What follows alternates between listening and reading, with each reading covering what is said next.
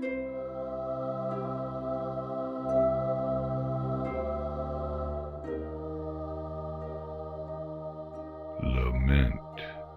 by Bradel.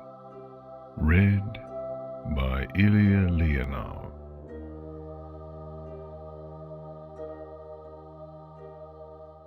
They say I danced through star-filled streams, my hooves high-stepping, silver-shod, but sudden sadness drowned my dreams.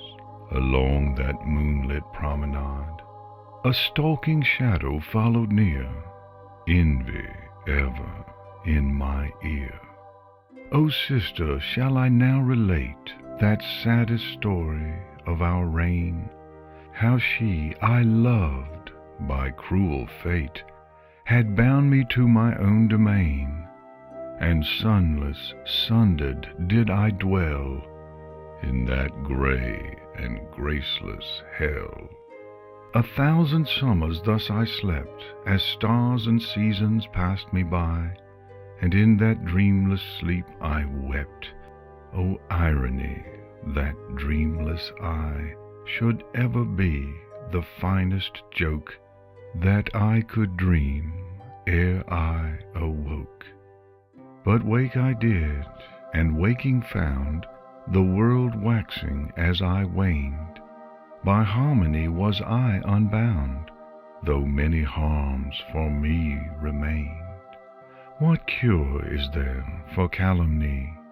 Chiefly when it deserved be.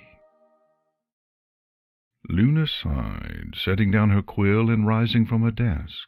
She'd spent 3 nights now, trying to hammer this poem into shape, and it just wouldn't come. She knew what she wanted it to say, but she couldn't find the words. Opening the glass doors to her balcony, Luna stepped out into the warm night air. The stars twinkled overhead, and a pale shimmer of aurora just touched the northern horizon. Summer was almost here now, the summer sun celebration only 2 days away. She'd meant this poem as a private gift for her sister, but she was beginning to doubt she could finish it in time. Poetry had been so easy once, or at least that's how she'd remembered it. She'd grown up with it, Celestia reading to her from a book of old Equish sonnets each night when she was a foal. Luna wondered, not for the first time, how much of her love for the night was tied up in those old memories.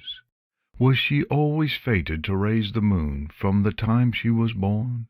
Or was her cutie mark a product of her own desires? Could she have chosen a different path for herself? No, there was no use to thoughts like that. The past was the past, and all any pony could do was move forward and try to learn from it. Only why was poetry so much harder now than it had been before everything went wrong? A millennium ago she could have dashed through this poem in 2 hours. Now 3 nights of work could only produce a bare 4 stanzas. A small noise from her chamber brought her attention back from the night sky. She turned, and to her mortification Luna saw Celestia sitting at her work-desk, reading her notes. Her heart thudding in her chest, she hurried back inside. "Tia, what are you doing up so early?" Frustratingly, her sister ignored Luna's words and kept reading. "Please, Tia, it is not finished." Still, Celestia made no response. Luna bit her lip, an anxious habit she wished she could quit. Eventually, Celestia set the page back on the desk and turned. "I've never understood your aversion to letting ponies read your drafts, Luna. It's a good way to refine your work. And it's not early at all. I'm supposed to raise the sun in 15 minutes. Luna blinked. Had the night gone so quickly? Truly, this poem had taken too much of her attention. And for what?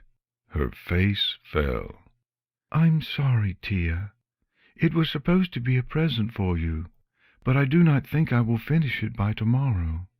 I do not know why writing takes so much longer than it used to."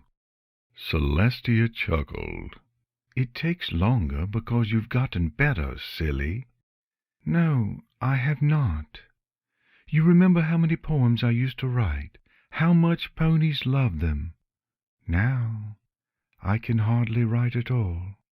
"Nonsense, Luna. Your old poems were fine. But you were a princess. Of course they were going to be popular. This, though, this is good.